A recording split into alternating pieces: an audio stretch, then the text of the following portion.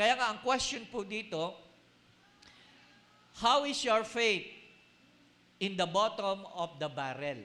Sa Tagalog po, pananampalataya sa ilalim ng sisidlan. Na-imagine ko lang kasi napapag-usapan natin nakaraan sino yung nakainom na ng tubig sa banga na may gripo. Actually, naghahanap talaga ako noon. Mahal kasi nung binibenta dyan sa may Southwood. Pero kapag ako po yung nagawin siguro sa mga probinsya banda, baka mura-mura. Sino po rito yung nakainom na nung tubig sa banga na may gripo? Ano po? Ayan, marami sa atin. Sino po rito yung nakaranas na sa ang kanilang bigasan, ang lalagyan, yung lalagyan ng biskwit na kwadrado? Dami. Puro dito no? Dito, ibang edad yata yung mga nandito. Dispenser na kasi dito Pero yung mga dati, kapag sumasayad na yung panandok doon sa ilalim, lata na yun Di po ba? Samantalang pag puno yun, kailangan hindi iwan yung lalagyan ng walang laman. So, ganun, may pamahiin ng mga matatanda, no? Pag sumando ka, huwag mong iiwanan basta-basta yung lalagyan. Disiplinado po kami nun. Iiwan mo yung huling salok doon na may laman, yung salukan na may laman, yung baso. O kaya yung lata ng gatas. Okay? So, naranasan po namin yun. Ano po? Paano kung ang pananampalataya mo i-contest ng sayad na sisidlan? Now, eto pong, naniniwala po ba kayo na ang pananampalataya ay lumilitaw sa mga panahon ng pagsubok? Hindi naman yan lumilitaw dahil malakas ka, dahil, tawag dito, wala kang karamdaman. Hindi yan lumilitaw kapag hindi po na-challenge. Sa the real faith is, meron po siyang challenge. Kaya nga yung faith cometh by hearing and hearing the Word of God. Hindi po madali magpapasok ng salita ng Diyos. Tama po ba ako? Challenge po yun. Hindi madaling magpapasok ng salita ng Diyos sa puso ng bawat isa. Mas madaling magpapasok ng mga teledrama, telemarathon, mas madaling magpapasok ng TikTok, mas madaling magpapasok ng mga nangyayari sa Facebook, ng mga political scenario, mas madali. Pero magpapasok ng salita ng Diyos. Yung mga nagde-devotion lang ang nakakaintindi nito. Pero kung hindi, mga kapatid, kung ikaw ay nakikinig at hindi mo naman tinatapos yung napapakinggan, hindi ka nakinig. Kasi hindi naman natapos It doesn't serve. Parang pinatikim ka ng manok, tinikman mo lang yung bala, tapos tinapon na yung... Kaya pagdating ng araw ng linggo, ganun din. That doesn't mean na nakapakinig ka ng Word of God, but you miss the worship. Na-miss mo yung pagsamba. Ang pakikinig ng salita ng Diyos, mga kapatid, ay bahagi lamang ng buong gawain. Paano yung ibang kabahagi? So, na-miss po natin yung pagsamba, na-miss po natin yung pagbasa ng salita ng Diyos. So, we miss. So, kaya nga po, mga kapatid ko, papaano ngayon kapag sumasadsad na ang sisidlan and you miss some message, some word, some declaration, some worship na kailangan mo sa araw na yon. Kaya nga sinasabi natin, Sunday belongs to the Lord. Hindi lang belong, kundi ang araw ng linggo ay pag-aari ng Diyos. Sabihin mo nga sa iyo, pag-aari ng Diyos. So, tines ang pananampalataya at lumitaw ang pananampalataya, hindi lamang ni Elijah, but yung babaeng balo na taga Serepta. Now, tingnan muna natin yung problema. Ang problema sa panahon ni King Ahab, sabihin nyo nga po, King Ahab. Okay? Ito po ay bayan ng Israel. Ang problema sa bayan ng Israel ay, sabi ko nga po sa inyo, nakikihalubilo na sa ibang lahi. So, eto ang worst na hari ng Israel, si King Ahab. Ano ang pagiging worst niya? Yung anak ni Jezebel ay kanya pong inasawa. Si Jezebel ang nagpasimuno ng pagsamba, o that point in time, pasimuno ng pagsamba ng Diyos-Diyosan. Yun yung ayaw na ayaw ni Yahweh sa bayan ng Israel from the very start. Ang problema, ito pong si King Ahab, walang pakialam kasi ang iniisip ni Ahab lagi, the present situation. Pinagpapala yung kanilang lugar. Di ba? Maayos ang lahat. Walang problema. So, hindi nababantayan ni Ahab ang kanyang pananampalataya sapagkat walang pagsubok. At dahil sa ganoong sitwasyon, pinakasalan ni Ahab itong kalimutan ko yung lugar, na itong si Jezebel at ang kanyang anak ay pinakasalan.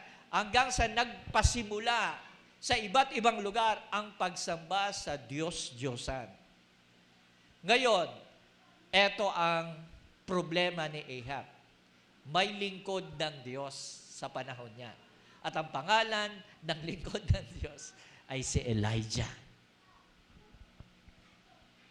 Amen po. Parang ito ang gusto kong sabihin sa inyo. Kanina pa, sa anumang nangyayari sa iyo, anumang sitwasyon meron ka, anumang mga pagsubok meron ka, mapalad ka. Bakit? May isang born again na nasa pamilya niyo. To take the challenge. Sabihin nyo nga sa inyong katabi, challenge accepted. Lingunin nyo, para may deklarasyon talaga. Challenge accepted. Ganun na. Lingunin nyo yung katabi. Sabihin sa kanya, challenge accepted. Okay.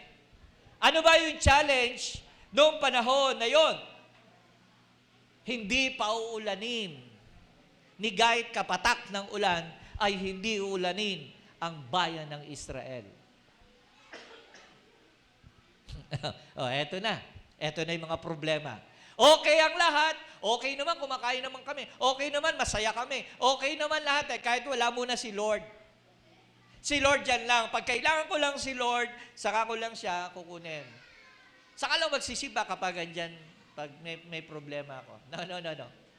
Alam niyo ba kung bakit ka nagsisimba? Hindi dahil sa mga nakaraan mo, kundi sa darating na kinabukasan mo.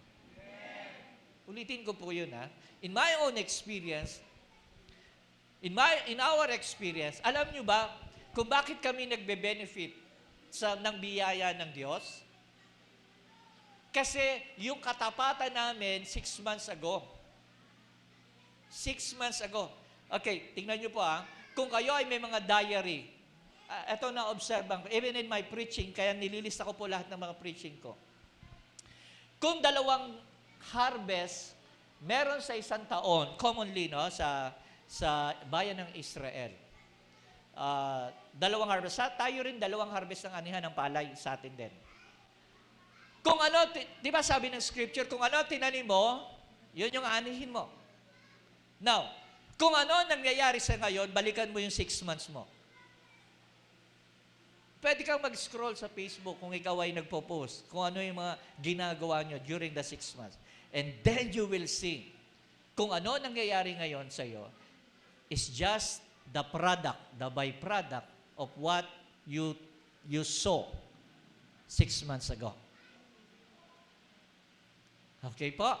Gulat kayo doon, no? Totoo po. Kaya kung consistent kang nagtatapat, consistent din for the next 6 months, yung mga blessings sa iyo.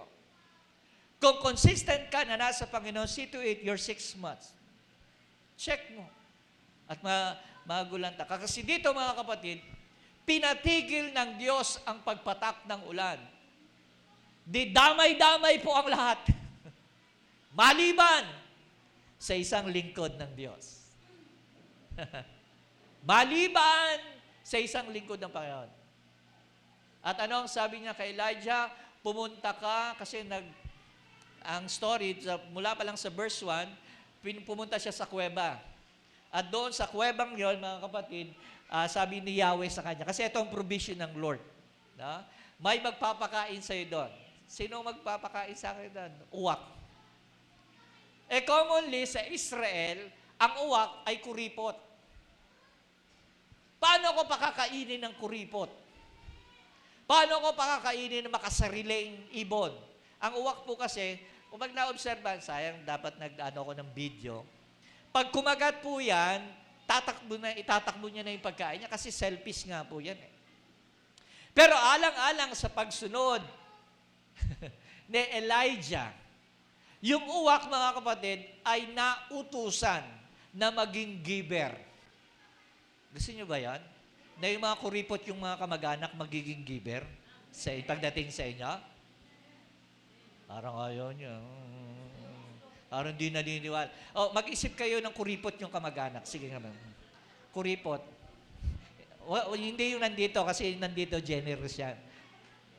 Meron ba? May mga kamag-anak kayong kuripot? Okay. Alright. So, eto pa mga kapatid yung uwak, ini-imagine ko, no? Paano ako kakain na galing sa bibig ng uwak? Ng uwak.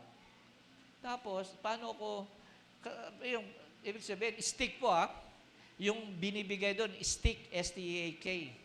Masarap na pagkain po yun. Okay? So, saan nanggagaling yun? The Lord provided nga eh. Kaya nga siyang tatay natin kasi ang tawag sa kanya, provider. So, ito po mga nangyari, mga kapatid, natuyo na yung, sabi ko nga po, madadamay din talaga eh. Natuyo ang swamp.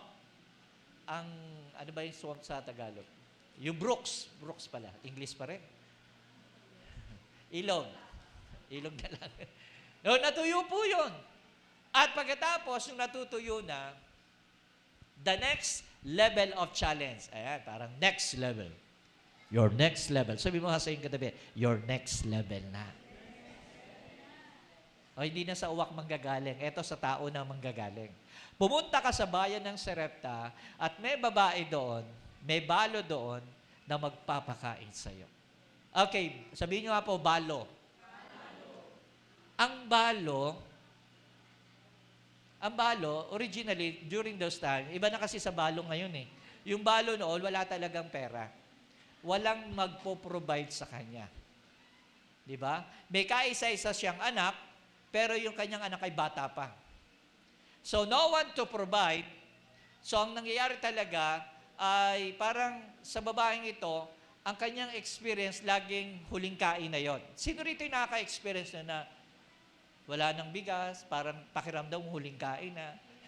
tapos yung ulam mo, minsan yung tuyo, tapos, o kaya tinapa, tapos buntot na lang, o kaya ulo. Ba't gano'n, no? Sa mga magulang, mapagtiis talaga, no? Pag kumakain ng tilapia, ulo, ang sana magulang, ulo. Pag kumakain ng bangus, sa tatay, particular, buntot. Tama ba? Tama ba? Nakaka-relate ba kaya? Buntot, di ba? Parang gano'n. Pag tuyo, taga-ubos ako ng ulo eh. Minsan. Alright. Now, the brooks dried up. Sabi nga nun, dried up. Ibig sabihin, talagang wala na siyang naipoproduce na tubig para siya ay makainom. Okay po. So, pinapupunta siya sa bahay ng Sarepta at kakaibang direksyon. Diba? Unlikely direction. Medyo kakaiba yung direksyon na pinagagawa ni Lord. Sino nakaranas nito? Medyo kakaibang direksyon ng pinapara. Hindi common. Halimbawa, sino rito yung challenge na? Kami madalas nadya-challenge ito. Pagdating ng giving. Diba? Ang pera ni Mrs. 1,500. Ang gagawin namin, pagdating ng giving, yung 1,000 ang ibibigay namin. Yung 500 iiwan namin. Diba? Ito yung challenge. Unlikely. Kung medyo preservative kami, no? Ang ibibigay namin, 500 at yung consumption namin is 1,000. But we dare to challenge the Lord. Kung pinapakita sa amin, then accept the challenge. Challenge accepted. Okay? Okay po. Unlikely direction. Bakit? Si Elijah, nasa comfort zone. May nagpo-provide. At hindi lang yon, imagine mo kung ilang buwan si Elijah doon. Ang hirap kaya magsulo para makapangusap. Sino nakapanood dito nung yung sa isang isla siya napunta, tapos wala siyang nakakausap. Ang ginawa niya, naglagay siya ng bola ng volleyball. Sino nakapanood doon? Forrest Gump ba yan? Ay, hindi. Yung basta, nalagay siya ng bola ng volleyball, tapos nilagay niya ng buhok ng damo, tapos yun na lang kinakausap niya. Kasi mababaliw siya. Diba? Mababaliw siya pag wala siyang kausap. Ngayon, mga kapatid, tayo rin gano'n. Talagang pag may mga problema tayo sa buhay, pag wala tayong kausap, kinakausap natin sarili natin. Pero iba kapag lingkod ng Diyos. Ito nakita ko sa mga panahon na wala siyang nakakausap, dito ko nakita mga kapatid, si Elijah, malaya niyang kinakausap si Lord. Ulitin ko po, mas lalong nagkaroon ng pagkakataon sa Elijah kausapin, manalangin, araw at gabi, kasama ang ating Panginoon. Well, maganda pong, that's one of the best experience and example sa atin pong lahat. Kapag may problema at ikaw ay anak ng Diyos, huwag kang magtulala. Huwag kang tumulala. Ubusin mo ang pagkakataon na iyon na ikaw ay manalangin at kausapin ang iyong Diyos at Panginoon. Amen? Kasi naman tayo, minsan kahit born again pag may problema, tumama yung problema. Tapos maririnig mo sa kanta ng kapitbahay mo, tulala sa isang tabi at di mapakali ang nakaraan. Nako, minumuni-muni, di lubos maisip, bakit nagkaganto? Hindi ko na alam. Okay po. Di ba, marami po sa atin ganun. Pero si Elijah, mga kapatid, kakaiba siya. Bakit? Whenever God tells him to do, even if it is, kahit na ito ay medyo unlikely direction, yes, Lord. Sabihin mo nga ulit sa iyong katabi, yes, Lord. Yan, unlikely, ha? Yes, Lord. Huwag kang papayag na hindi mo susundin ang kalooban ng Panginoon. Ano ba yung mga kalooban ng Panginoon? Pag nabasa mo sa Bible, that's the word. The word of God is the will of God. Hindi mo na kailangan, kalooban ba ng Diyos na ako'y magsimba? Dapat pag gano'n ng mga Kristyano, binabatukan Hindi mo na kailangan alamin pa kung kalooban ng Diyos kung magsisimba ba ako o hindi. Talagang sinasabi, huwag kalimutan ang pagtitipon gaya ng ginagawa ng ilan, yamang nalapit ng darating ang pagwawakas. Darating na yung pagwawakas, tatamarin ka pa bang magsimba? Nakakatamad kasi, wala akong damit. Sabi ng Bible ngayon, Matthew chapter 6, di ba? Bakit mo pinoproblema yan? Yung mga bulaklak ba, pinoproblema nila, yung magiging kulay nila at karilagan nila sa araw na yon. Di ba? Magsusuot sila ng kagandahan. Pagkatapos, mamamatay lang kinabukasan. Sabing ganon, mas higit pa ba kayo sa higit pa ba ang bulaklak sa inyo? O medyo, siyempre, masasaktan ka. Kasi unlikely minsan ang mga direction ng Lord. Yung pagpunta ka, pagpapakain ng rabbi, and seeing the provision of God, di ba? Hallelujah. Tapos, it takes time. 1 month, 2 months, 3 months, na nandun siya. Pagkatapos, siyempre, nagsasawa na siya. Di ba nakakasawa naman, stick araw-araw? Di ba? Siguro naiisip na rin ni Elijah, ano kaya kainin ko itong raven? Pero pag kinain ko yung raven, wala nang magsusupply. Kaya nga po, mga kapatid, God's direction often takes us out of the comfort zone. Alam niyo ang ibig sabihin ng Sarepta? Bayan ng Sarepta? Ang bayan ng Sarepta is a place, ang ibig sabihin niyan, of stripping and dependence to grow our trust. Nagulat ako. Punta ka sa bayan na susubukin ka. Punta ka sa bayan na susubukin ka. Kaya naman, mga mananampalataya, kaya nga even si Jonah, pumunta ka sa bayan ng Nineveh. Naku, Assyrian na lugar yan. Pumapatay yung mga lugar na yon. At sumasamba sila lahat sa Diyos-Diyosan. Utos ni Yahweh, pumunta ka doon. Ayaw di ba, ayaw ni Jonah. Eto, papunta siya ng Tarsus. Di ba? So, like, mga kapatid, ang ginawa, kinain siya ng pating.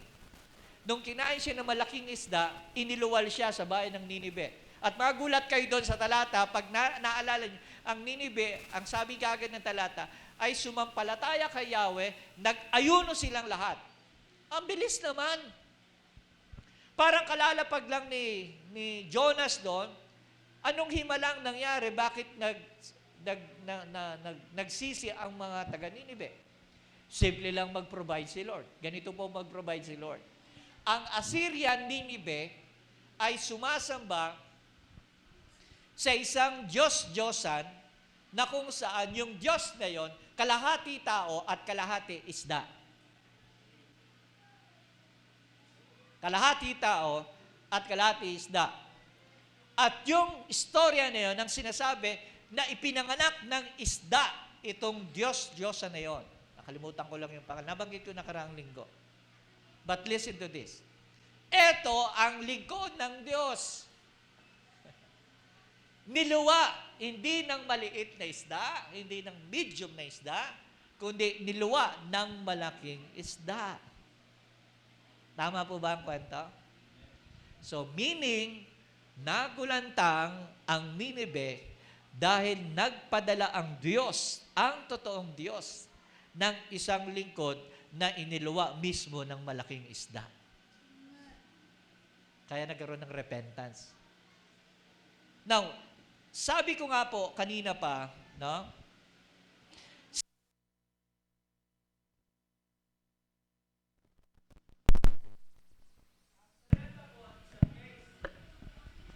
Isang lugar na kung saan susubukin ang pananampalataya meron ka. Dependence to grow and to trust. To grow and to trust. Minsan, dadalhin ka ng Panginoon talaga sa mga lugar na kung saan susubukin ang pananampalataya mo. Dadalhin ka sa isang sitwasyon na susubukin talaga ang pananampalataya mo. Okay? So, kung nakakaranas ka ng ganito pong mga pagsubok o pagkakataon, kasi dadalhin ka ng Lord sa next level mo. Sabihin mo nga sa iyong katabi. Tignan mo ulit, sabihin sa akin, next level. Okay? So, dapat pag next level ka, sa mga nag-gamer, nagbabago na ng mode. Dapat pang next level mode. Ini-equip mo na yung mga sarili mo, marami ka nang ina-adjust, di ba, sa sarili mo. Dapat ganun din, hindi, next level mo na, pero pang grade 1 pa rin yung approach mo. So, meaning, mga kapatid, a radical submission, radical, pag sinabing radical, ito po ay susubok talaga. Susubok talaga sa radikal na pananampalataya. Ano po? Okay? O, ito na po yung pangyayari. Sa verse 10, makikita po natin, naki-flash mo nga yung verse 10 to 11 and 12. Okay? Ang senaryo po, mga kapatid, yung babaeng balo, ayan, pumunta nga siya roon, at nang papasok na siya ng pintuan ng lungsod, nakita niya ang byuda na namumulot ng panggatong. Sinabi niya sa babae, "Mari po ba makiinom?" Di ba tuyot nga? So naglakad pa itong siguro mga 16 kilometers pa yata o 16 miles. Ang difference pa niyan. So naglakad at pagkatapos, sabi nga doon, so nauhaw nga naman, maglakad ka nga ba naman eh. Nauhaw. Ang sabi niya, "Maari po bang makiinom?" Okay po? So, ano ang request? He wants to drink water and boldly ask. Hindi lang naman makiinom eh. Next muna. Alis ng babae, tubig madali eh. Dahil kukuha siya ng tubig. Kaso, nag-request pa itong si Elijah. Pwede bang samahan mo na ng cake? Sa English yan, small cake. Sa nakita ng ano, makikinom lang yung umihingi pa ng cake. May mga bisita ba kayong ganon? Painom ka ng tubig? May tubig kayo? Saka meron kayong salad? Sarap ng mga bisita yung ganon, ano? Yung mga bumibisita sa bahay, tapos binubuksan yung rep mo, anong pagkain nyo rito? Yung mga magagandang bisita, no? Ang tawag doon, insider. Yung pag pumupunta ng bahay, sa sobrang kampante, bubukas na lang ng rep mo, kasi ano pagkain nyo? Ang tawag doon, insider. Mahilig sila sa inside job. Okay po. Now, pero alam nyo, kagandahan sa mga ganun tao, ang tawag sa kanya, tagaloob, hindi tagalabas. Pag tagaloob, kampante ka kasi. Pero yung mga taong, yung mga maraming, sa bahay, pag may bibisita, alam mo, mga G30 may bisita sa bahay, o kaya nanay, napaka pinis ng mga nanay pumunta ron. Gandang hapon po, tapos upo ron sa sala namin, tapos parang hindi makabasag pinggan. Ewan ko kung anong meron sa bahay namin. Pero pag mga kabataan, itong sila Resty, sila Noe, yan yung mga kabataan, pag umupo sa bahay, gumagala mata niyan.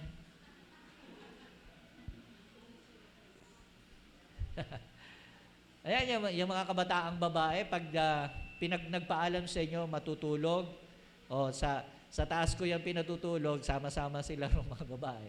Tapos, sinasabihan ko po sila na, matulog na, alas 11, pag hindi pa kayo tulog. So, ang gagawin ko, papatayan ko ng internet.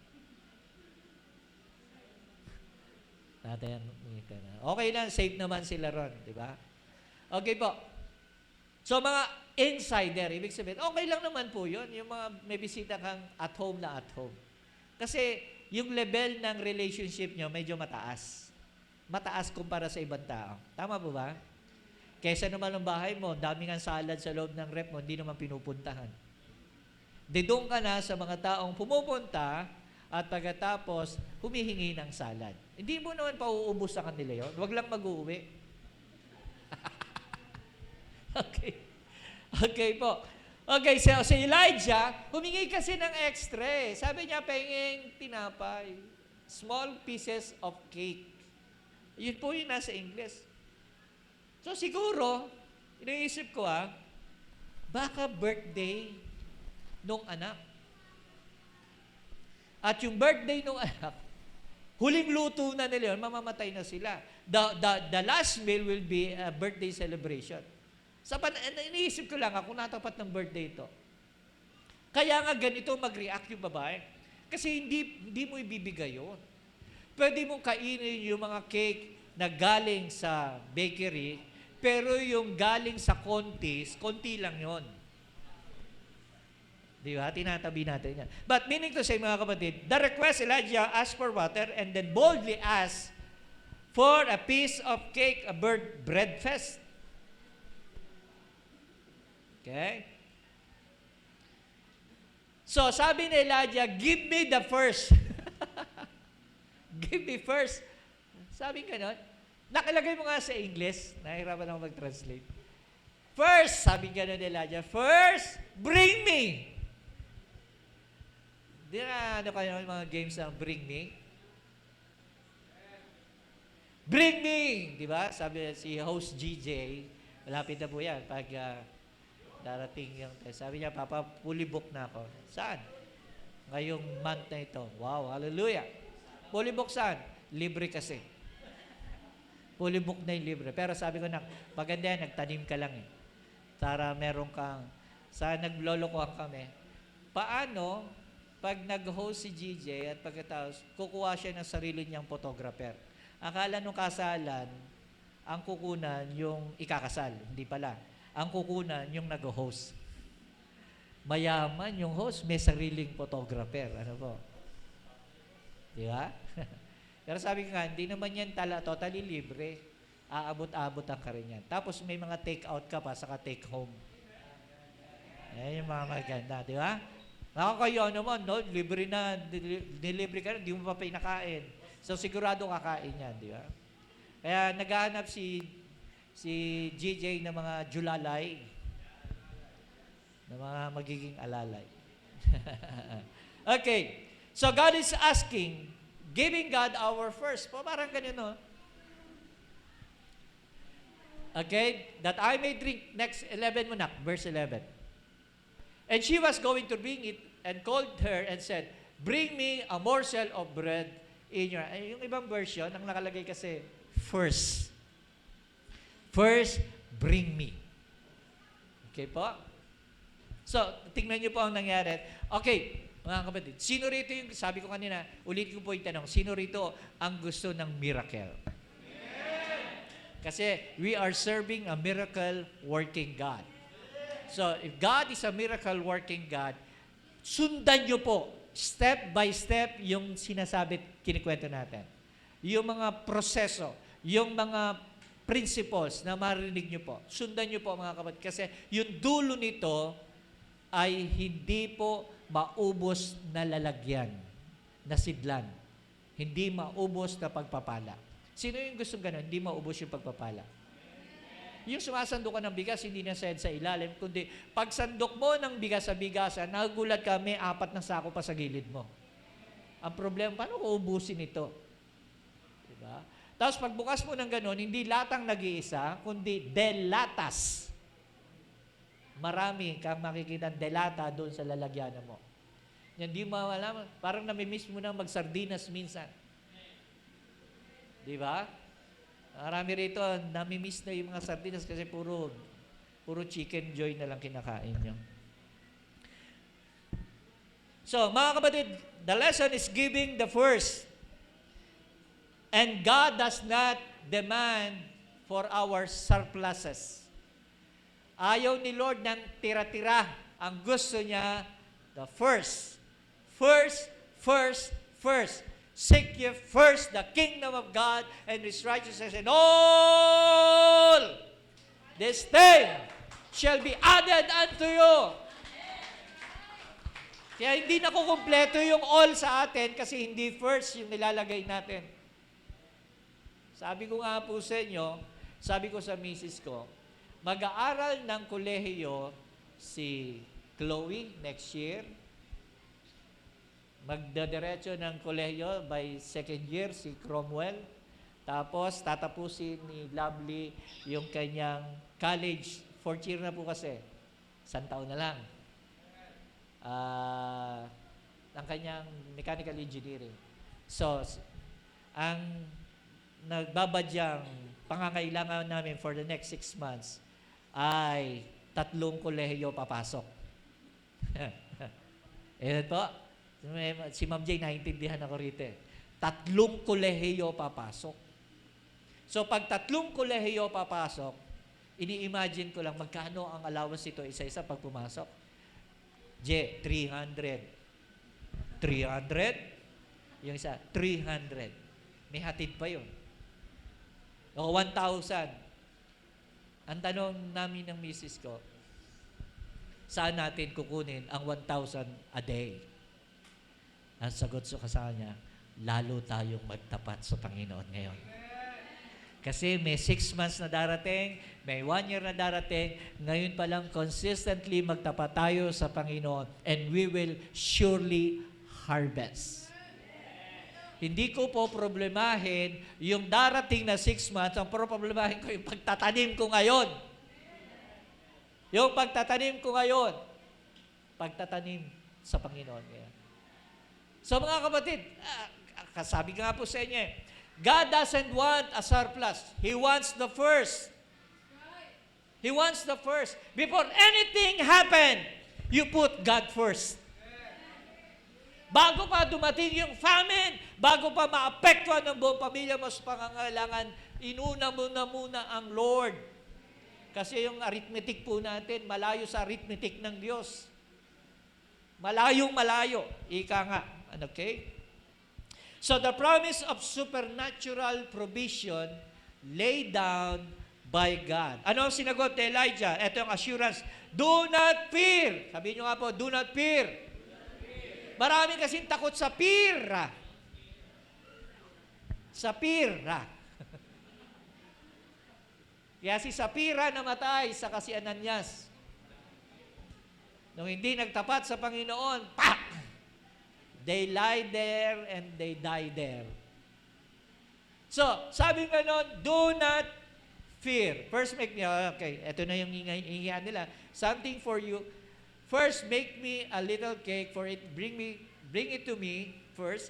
And afterward, make something for yourself and your son. Ang question dito dapat ng babae, kung tinimpla ko na sa'yo yung huling kain, saan manggagaling yung ititimpla ko para sa amin? Okay, tingnan nyo po ha. Saan manggagaling yung ingredients na manggagaling na papakain sa amin? Okay po? O, eto ang sagot ni Elijah. And this is the instruction.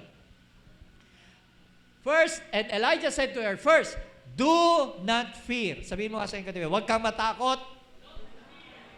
Sabihin mo sa kabila, yung nasa kabila mo, huwag kang matakot.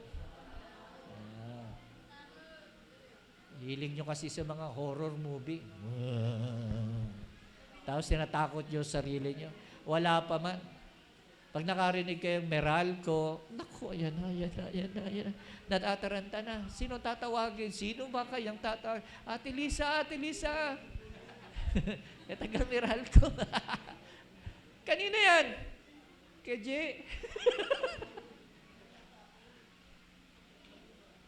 Wala kasi kayong pangontra eh. Tagal-tagal ko nang tinuturo yung pangontra. Ayaw yung gawin. Ewan ko ba? Ayaw yung gawin. Di ako na lang gagawa. Ano pangontra ko sa Meralco? Ice candy. Ice candy lang. Ginagano ko yung Meralco ngayon, ice candy lang ang katapat mo. Dati, mga kapatid, di ba? Sakit ang damdamin. Tumaas yung bill ng Meralco. Dami pong umiyak. Oh, ano ba naman Meralco nga? Ba't kami pa nagbabayad sa mga taga-4-piece? Tapos kung ano mga tax nakalagay dito, pati sin tax, binabayaran namin. Kesa pasamahin mo loob mo, hanap ka ng pangontra. Sinabi ng misis ko sa Meralco, ice candy lang ang katapat mo. Ngayon, pag dumating yung bill, sasayawan mo na lang ng hawak ko ang bill. May pangontra ka eh. Dati, iiyakan namin yun. Makakabahan kami. Pero ngayon, di na, mga kapatid. Kayo meron din eh. Wala pang gumagawa hanggang ngayon. Nakikiusap na ako. Banana Q na may peeling sa loob. Either cheese, chocolate. Alam nyo, ginawa na ng SM. Tapos hanggang ngayon, bumibili lang tayo sa SM. Nang alin? Banana Q na may choknat. Turon na may choknat. Banana Q lang yun eh. Paano kung may tinda ka rin? Turon kayo na may choknat. Di ba magandang market yon? Andiyan pa ba kayo? Parang natutulala kayo sa Meralco. Mayroon sa inyo, masarap magluto ng ginataang bilo-bilo. Diyos ko po, naghahanap kami ng pinakamasarap na ginataan dito sa buong bansa ng Metro San Jose. Wala po kaming matagpuan. Kasi, mga kapatid, just ask God for wisdom. Isang simpleng post lang sa Facebook, ilalagay mo, ang pinakamasarap na ginataang bilo-bilo sa buong kasaysayan. Sino ang hindi makakabasa nun? Pag nalaman nila, magugulat ka. Magkano po, paano po delivery, ano po minimum, ganito. Di ano ka na. Well, mga kapatid, bakit? You ask God for wisdom. Diba? Amen. Sabihin mo nga sa iyong katabi, kapatid, parang ikaw yung binabanggit ni Pastor. Parang ikaw. Hindi siya. Yung katabi niya. Okay? Meaning to say, mga kapatid, promise is supernatural, but do not fear. Sabi nga nun, do not fear. Again, sabihin nyo nga po, do not fear. Okay? Nung sinabing do not fear, kinote ni Elijah ang pangako ng Diyos. He promises that the God of Israel that causes the famine, that causes the drought, na naging dahilan para magkaroon ng tagtuyot. The God of Israel, sabi nga nun, will cause. Gusto ko yung word na ito. The God of Israel that causes the famine, yung kagutuman, naging dahilan ng kagutuman. Sabi ni Elijah, this is the promise. Oh, ganda nito. He promised that God of Israel will cause. Gagawa siya ng kaparaanan at buong kadahilanan, the jar of flour and the jug of oil. Jug po, jug ha. Gano'n ba kalaki yung jug meron ka? The jar of flour and the jug of oil to not run dry. To not run dry until the famine end. Mga kapatid, sinabi rin ito ni Paul, this declaration, my God shall supply all my needs according to His richness and glory. Kanino? In Christ na tayo ay mga Christian. In Christ. Jesus. In Christ. Amen. Hallelujah. Ako po nagugulantang dahil masaya po ako kasi nagagawa ko na yung hindi namin nagagawa. Na pamilya kami na minsan lalabas. Yung hindi namin nagtatrabaho, hindi ko nagagawa. Na-invite kami kahapon sa isang anniversary noong ni Bishop Balpebrer ng Gising Kabataan. And we were there sa anniversary sa kung saan nandun si Mama Minda. Tapos okay na kasi kami rin, pumupunta kami pag anniversary. So kilala na ako ni Bishop Balpebrer. Tapos sabi nung anak ko, nandun kami sa 13 Martires. Sabi nung anak ko, papapunta tayong Tagaytay pagkatapos nito. Tagaytay? Nasa 13 Martires tayo tapos Tagaytay. Anong gagawin natin doon? Kumain na tayo. Sarap kasi na pag nasa, gusto ko lang i-share, hindi sa any boasting. No? Gusto ko lang i-share na, masaya lang, yung sinasabi ni JR sa akin, ngayon namin nararanasan. Yung habang nasa sasakyan na kayo, hindi naman maganda yung kotse ko eh. Nagkwekwentuhan kayo doon, yung kung ano, nag-aasaran yung mga anak ko. Saya-saya ko, dahil magkakasundo sila. Di ba? Nakakalungkot kasi kapag nandun ka sa loob ng kotse, nagbabangayan yung mga sakay mo. Parang gusto mo ibangga eh. Pero pag masaya sila, yung parang sa akin mga langit yun. Di ba? Yun na po. Hindi na drive kami. Hindi pa naman ako sanay masyado pag gabi kasi nga basta nakarating. Tapos saan tayo kakain? Di ba? Magmerienda na lang tayo, mag-coffee tayo saan? Sa Starbucks. Ay, Starbucks. Hindi. Katabi ng Starbucks. Yung McDo lang. Kasi pag umurong ka, Starbucks. Pag dito ka lang konti, kinapos ka, McDo. Yung overlooking doon kami. Tapos, kwentuhan kami. Tapos yung binayaran na, magkano? Nung ang babayaran, nasa 1,000. Natulala ako. Ibang level na pala yun. No? Ibang level na pala. Tapos, sige, okay lang. Sabi ng miss ko, okay ka lang pa. Okay ka lang ba? Kasi 1,000. Hindi ako sanay. Isa-100 lang eh. Yung dati. Pero pinalaya na kami ng Panginoon. Masaya lang po kasi we have that kind of fellowship. Very rare fellowship. Kasi alam ko darating ang time, hindi ko na mayayaya yung mga yan. So salamat sa Panginoon that God provided a way na kung saan yung na-enjoy ko yung andito yung mga, kasi siyempre napaka-busy ni Pastor, ni Sister Lisa. Pero yung mga kasama namin lagi yung mga anak namin. At that point in time, ay parang very rewarding sa akin po yun. Kaya nga mga kapatid, what causes all this thing? Paano nangyayari ngayon sa life namin yung ganito?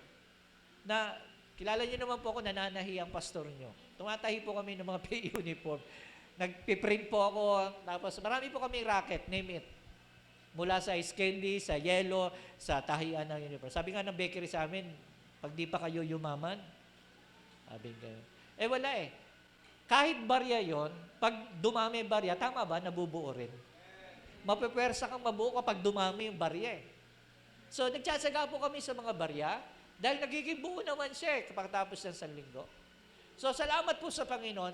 At what causes this thing? Ito ang tinatanong ko sarili ko lang minsan, bakit ganito pinaparana sa atin ni Lord ngayon? Chinek ko po yung pagtaniman during the 6 months before. Kailan yon? The Harvest Festival. Kailan yon? Noong Harvest Festival. Nagtanim po kami na nagtanim. Amen po? And God causes to not the oil and the jug of oil and the jar of flour to not run dry. Hindi po nauubusan. Dahil pag malapit na, may dumarating. Amen po? Amen po? May dumarating. Oh. Akala namin, wala na yung ating racket sa elementary kasi nagpalit ng uniform at ang uniform ay sublimation. Patay kami. Tapos, maya-maya may nagpuntahang mga magulang, ayaw po namin ng sublimation. Ang gusto po namin kasi yung cotton, pambata, ayaw namin ng mga sublimation shirts sa mga. O mayroon pa rin kami kasi nagpapadala pa rin. Tapos may pumupunta sa bahay. Paano nyo nalaman na meron ditong tahian? Yung post nyo po last year. Yung post niya last year, umapir. At sabi, hinanap po namin kayo, pinagtanong po namin kayo, dito lang pala sa court, matatagpuan ang pinakamagandang tahian. Wow! Amen! What causes the jar of flour and the jug of oil to not run dry? Mga kapatid, pangako kasi yun ng Panginoon. Alam niyo yung pangako, hindi naman instant eh. Sometimes it takes time. May mga instances, pero sometimes it takes time. But ang pinag-uusapan po natin kanina pa, ang pananampalataya ay hindi po binibitawan. Ang pananampalataya ay hindi po basta-basta lang. Ang pananampalataya, supposed to be dapat pumapalag. Pumapalag ang pananampalataya. Kahit anong sitwasyon, pumapalag ang pananampalataya. Okay po? When fear paralyzes our decision-making, God promised act as an anchor to move forward in obedience. Minsan, alam niyo po, yung mga pagsubok sa buhay po natin, no, yung takot, nagpa-paralyze yan eh. Pag natakot ka, hindi ka kagad kasi may tatakutan ka muna. Pero kapag ikaw ay nakaangkla sa pangako ng Diyos, nakaangkla ka sa pangako ng Diyos, kahit itos ka ng wind, ng waves, kahit saan ka ipaling, hindi ka aalis sa lugar mo. Nakaangkla. Sabihin mo nga sa inyo, nakaangkla. Ngayon, ang tanong, may pangangailangan ka ba na nakaangkla sa pangako ng Diyos? I-angkla po natin. Yung anchor po, yung sa mga barko, yung para hindi po gumalaw, ang barko basta-basta, ay i-angkla po natin sa pangako ng ating Panginoon. And then, we can move forward in obedience sa pagsunod sa ating Panginoon. Okay po? Ano naman ang katagumpayan na nangyari pagkatapos ng usapan na yon? Sabi po ng verse 15 and 16, nakalagay mo verse 15 and 16? Kasi nga po, mga kapatid, hindi lang nagtapos yung istorya sa mga pangako. Okay. Kailangan po ng salitang obedience. Sabihin nyo nga po, obedience. Yung faith, promise, and obedience. Ang tawag po dyan, FPO. Faith, promise, and obedience. Hindi pwedeng mawala. Nasangkap sa pananampalataya po natin. Sabi gano'n ng verse 17, 15. And she went and did. Yung sumunod at gumawa. Diyan po nagkakaroon ng difference. Kung ang babae ay nag-retaliate ng kanyang saloobin ng damdamin at nagdiretso sa kanyang damdamin, nagtampo. Biro mo, isang propeta ng Diyos na pinakain sa loob ng 6 na buwan, sa loob ng kuwebang iyon, at pagkatapos ano itsura ng propetang iyon? Siyempre, malaki tiyan. Malaki tiyan, malaking mama. Tapos, manghihingi sa isang patpati na babae ng pagkain. At parang baliktad yata yung patpatin panghihingaan nitong malaking mamang ito. Okay? Pero ang babaeng ito, she went and did as Elijah said. Okay. Naniniwala, ito atras mo. Atras mo. Yung nung tinanong, atras mo yung verse. Isa pa. Meron baon ng babae. Hindi, 12 yata 12, sorry. Okay po. May baon po yung babae. Nakakagulat ito.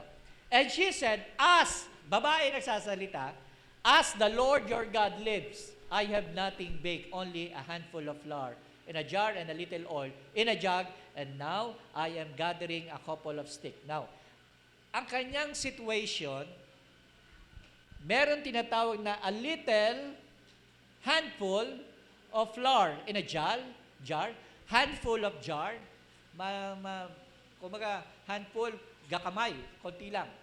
And then, sabi nga nun, a little oil, gano ba yung konting mantika? Yung pinipilit natin magprito ng itlog, na yung tira na lang na mantika, yun ang tawag doon, little. Okay? In a jug, little oil in a jug. And now I'm gathering a couple of stick, 2 stick, konting stick. Puro handful, little, couple. Handful, little, couple. Ito ang kanyang sitwasyon. Pero, meron pa siyang isang sitwasyon. Ano yon? Sabing ganon, as the Lord your God lives. Sabing ganon, paano namutawi sa babae ito? Habang nabubuhay ang iyong Diyos. Sabihin mo nga sa iyong katabi, habang nabubuhay ang iyong Diyos. Pag ganito yung bisita mo, at ganito ang pananaw, habang nabubuhay ang iyong Diyos. Mga kapatid, that empty, that little, then that couple, sabing ganon, sa promise na pinangako ng Diyos, ay hindi magra-run dry or run out. Anong ibig sabihin nun? It will overrun. It will overrun your emptiness. Alam niyo po yun? Pupunuan. Hindi lang ngayon. Pupunuan sa araw ng bukas. Pupunuan sa loob ng 6 na buwan. Pupunuan sa loob ng 6 na taon. Pupunuan sa loob ng buong buhay meron ka kapag ikaw ay nananampalataya sa ating Panginoon. Kasi nga po, mga kapatid, the miracle, because of her obedience, there is a food every day. Ano po ang pinaka-bottom line? Obedience. Obedience. There is an amountful flour and oil sa kanya pong provision. Kasi nga po, ang harvest ay hindi po mag-step out. It will always step in kapag may pagsunod tayo sa Panginoon. Sabihin nyo nga po minsan pa, pagsunod. Lakasan nyo nga po, pagsunod. Sabihin nyo nga sa demonyo, pagsunod sa Diyos. Yan. Kasi pag pagsunod po, mga kapatid, ang pinag-uusapan mo na, this is the lesson of the miracle. The faith and obedience. Kahit sumayad na, kahit tumutunog na yung lata, mga kapatid, your obedience, hindi po na i-compromise. Hindi po na i-kompormiso ang pagsunod sa ating Panginoon. Now, ang tanong, itong si Elijah, dito na po ako magwawakas. Itong si Elijah at saka yung babae, Parehas silang sumunod sa Diyos. Parehas lang silang sumunod sa Panginoon. And the lesson we learn, if we have to trust God's provision over our visible circumstances. Ito ang provision ng Diyos. Diba? Ang problema kasi natin, ganito po kasi lagi. Nakikita natin yung kwentada natin. Lagi kong sinasabi po sa inyo, antayin nyo yung ibibigay ni Lord. Yung meron kayo, yun yung ginawa ninyo. Pero yung ibibigay ng Diyos, yun yung gawa ng Diyos. Amen po. Hindi mo makikita pa yung gawa. Kasi eyes have seen, ears have heard what God has in store to those who love Him.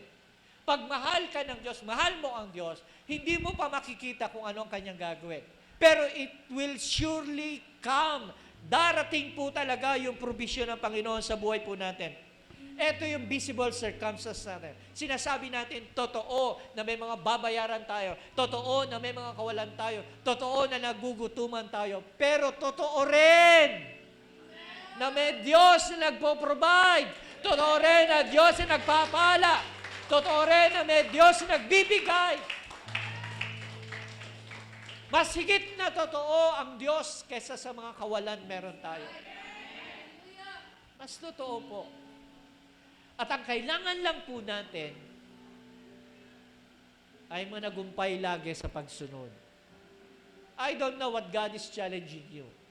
Hindi ko alam kung paano nangungusap sa iyo, Panginoon. Pero sa amin, alam ko kung paano nangusap ang Diyos. I've searched my heart. I've searched my scripture. I've searched yung mga nangyayari po sa amin. Di ba sinasabi ko nga po sa inyo, thankful po tayo sa Panginoon dahil wala pong nako-confine sa amin. I've searched and tend to realize, Lord, thank you. Na kahit sumasablay kami, paminsan-minsan, pero Panginoon, by the end of the day, faithful ka. Salamat, Panginoon, dahil kahit nagkukulang kami, kinakausap mo pa rin kami. Buti na lang ang Diyos hindi nagtatampo at hindi matampuhing Diyos. Siya, seloso siya, pero hindi siya matampuhin. He always give us a chances.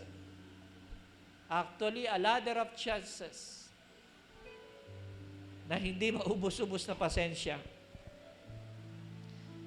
Si Elijah at saka ang babaeng balod needed to trust God for provision.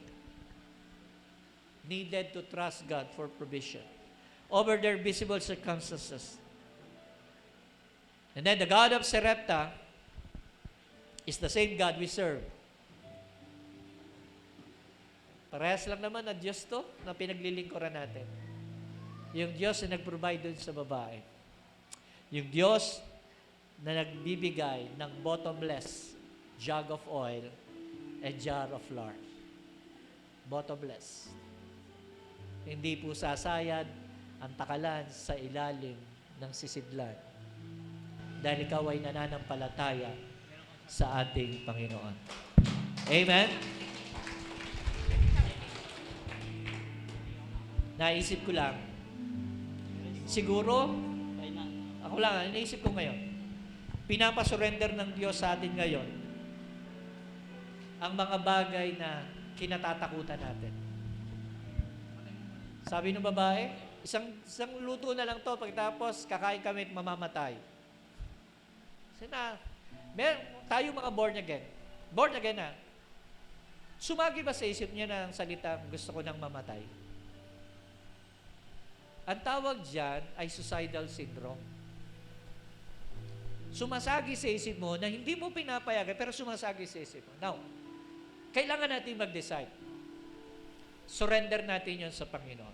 God, I surrender these thoughts. Itong mga maling kaisipan. Pagkatapos, step out. Sabihin nyo nga po, step out. Tumayo ka sa pananampalataya. Sabi ng ganon, arise. Sabi kay Elijah, arise. Sabi kay Elijah yun Arise and go to Nineveh. Kung ang buhay mo ay parang tila baga boring in God's situation, go and arise. Di ba? Kung ang ministry mo ay parang nagiging boring minsan, ganito na lang, laging ganito na lang, tutugtog, tapos yun.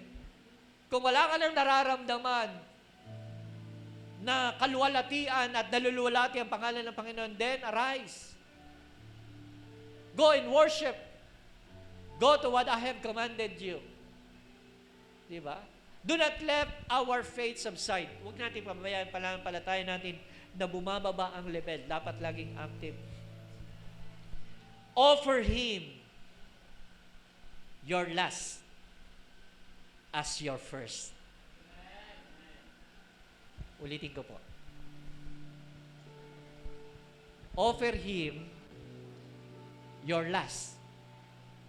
Pero as you offer, it is your first. Amen po? And then, mga kapatid. And watch how supernaturally God provided for your needs. Nararanasan po namin ngayon. Tulog pa kami. Ate Lisa, papatahi po kami 2. Ate Lisa, ikaw na tumahi ng buong paaralan ng Gabtring. Ate Lisa, parang ganito po. Pabiling yelo. Tulog na kami, pabiling ice candy. Pwede po bang magtinda ng ice candy nyo? Ganito yung ginagawa ng Lord. Kasi yung bumibili po sa amin, taga ibang lugar na. 10 piraso, 15 piraso. Kaya di na nakapagtinda, Sister Mayan. Dahil nauubusan po kagad. Di po kami makapagtinda kayo kasi nga dami namin ginagawa. Pero salamat sa Panginoon. The supernatural provision ay hindi po dahil kung ano ang pananampalataya lang meron ako ngayon. Kundi po ang pananampalataya way back 6 months ago. And that is the Harvest Festival. Amen! Di ba ganito? Pag mayroong bakanting lupa at sinabing, tiran mo, tayuan mo ng bahay. Tatayuan mo eh. Pinatitira ka eh. May opportunity. Tama ba? Tiran mo. Dahil bakit? May opportunity. Paano pag sinabi ng Lord? Binuksan niya ang taniman. At sinasabi niyang, taniman mo. Tinatamad ako. Wala akong pananim eh. Wala akong Hindi ako mag-church kasi wala akong pambigay. Hindi naman after si Lord, gano'ng kalaki yung pagbibigay meron kang. After ni Lord, the obedience of the heart. Yung pagtatanim mo ngayon, hindi lang ngayon, because the harvest, hindi naman para ngayon eh. The harvest ay para bukas. Ang harvest ay para sa susunod na araw. Listen to this. Yan po ang pananampalataya. Pag nagtanim ang magtatanim, dahan-dahan po yan. Mag-sprout at pagkatapos, lalabas yung stem, at pagkatapos lalabas yung stem, lalabas yung mga leaves, pagkatapos lumabas yung mga leaves, then lalabas yung pinaka-bark, pagkatapos lumabas yung bark, lalabas yung mga sangay na, at pagkatapos and everything, at pagkatapos bulaklak, hanggang sa magiging bunga. Saan nagsimula ang lahat? Sa pagtatanim. At pagkatapos yung namumunga na, mga kapatid, hindi ka nadadaan ulit sa proseso ng pagtatanim kasi namumunga na siya. Amen po. Magpo-provide na yun. Ngayon, kung gusto mo ng next level, magtanim ka uli. Magtanim ka uli ng another tree. And then, it will sprung out another tree. Gusto mo ng next level, magtanim ka uli. And then, it will produce another tree. That's the principle of sowing and reaping. Kaya sabi ko nga po, nag-usap kami ng misis ko. Patay na kaming mag-asawa, pero nagbe-benefit pa ang aming mga anak. Amen po. Hindi ko sinasabing mamamatay kami kagad. But the thing is, what we do today, we will reap by tomorrow. Because our God is yesterday, and today, and forever. May mga prayer po kami. Wala na kaming mag-asawa, pero tinutugon pa ng Diyos. Kasi sa dami ng prayer na ginagawa mo sa mga anak mo eh. Kahit wala ka na. Alam mo, nagbe-benefit lang din kami sa prayer ni Nanay Adela. Hanggang ngayon, nagbe-benefit kami. The prayer of the parents avails much sa amin pong lahat. Kaya po mga kapatid, I dare you to challenge your faith and your obedience to God. And then, the God who is naturally, He is a supernatural but naturally responds in His provision. Bakit? He's not only a supernatural God, He is our loving Father. Amen po? Natanong ako ng anak ko, Pa, salamat sa paglilibre mo. Salamat, pinag-drive mo kami. O nga, no? Ikaw na yung nag-drive, ikaw pa nang libre, and provided everything. Kasi I just want them to remember. Darating ang time, gagawin nyo rin sa amin ito. At gagawin nyo rin ito sa mga pamilya ninyo. What the lesson learned, mga kapatid? Your commitment to God, hindi lang magbe-benefit kung ano ang gusto mong benefit. Kundi magbe-benefit ka sa mga bagay na hindi mo nababanggit sa Diyos. Tutugunin ng Panginoon. Amen? Amen! Hallelujah! Tumayo po tayong lahat.